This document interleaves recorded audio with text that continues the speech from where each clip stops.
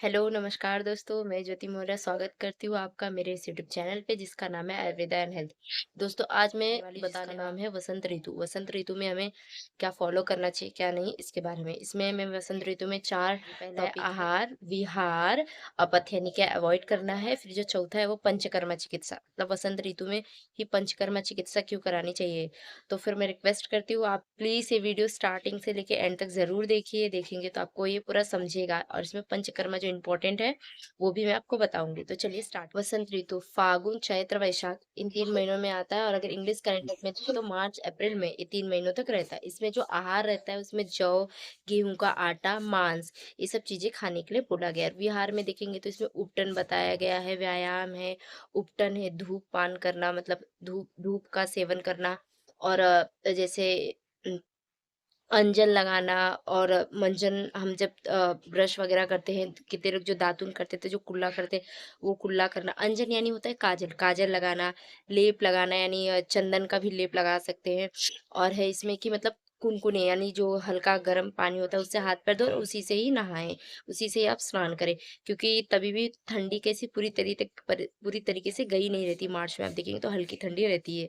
तो ये हुआ विहार, अब है अपथ्य यानी क्या है अवॉइड करना है। तो जो खाने में जो भारी पदार्थ रहते हैं, जो भारी खाना रहता है उसको अवॉइड करें आप।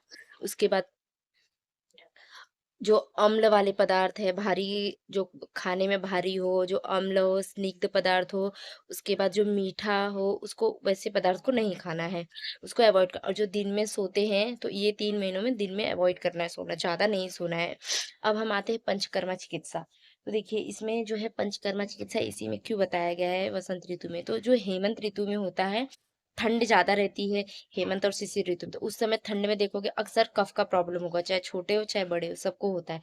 तो उस ऋतु में जो कफ हमारे बॉडी में रहता है, जो जमा होता रहता है धीरे-धीरे, तो इस ऋतु में यानी वसंत ऋतु में जब हल्का धूप का मौसम स्टार्ट होता है, तो धू जो सूर्य इसमें ऐसा बताया गया कि जब सूर्य की किरणें हमारे बॉडी पे पड़ती है, तो जो हमारे बॉडी में जो कफ या कलेक्ट हुआ रहता है, तो उसकी वजह से वो क्या सूर्य की किरणों से क्या होता है, वो पिघल कर पूरी बॉडी में फैल जाता है और जिसकी वजह से बहुत सारे बुखार, ज्वर यानी बुखार और बहुत सारे रोगों को पैदा करता है।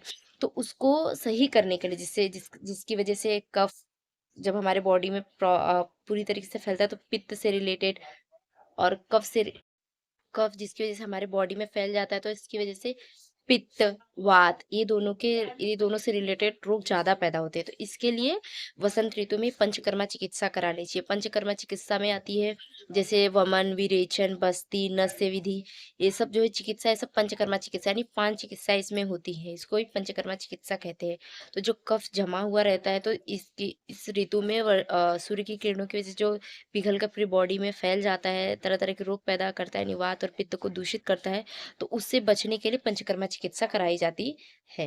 तो आशा करती हूँ दोस्तों आपको मेरा वीडियो पसंद आया रहेगा। ऐसे ही आयुर्वेदा से रिलेटेड और हेल्थ से रिलेटेड जानकारी के लिए मेरे वीडियो को लाइक करें, शेयर करें, सब्सक्राइब करें और कमेंट में अपने सुझाव ज़रूर दें, ताकि मैं और भी वीडियो बनाऊँ। फिर अगर आपको किसी टॉपिक से रिलेटेड अगर कुछ जानना है या फिर कोई इश्यू है, कोई प्रॉब्लम्स है, तो भी आप शेयर कीजिए, कमेंट कीजिए, मैं उस पे वीडियो ज़रूर बनाऊँगी। सो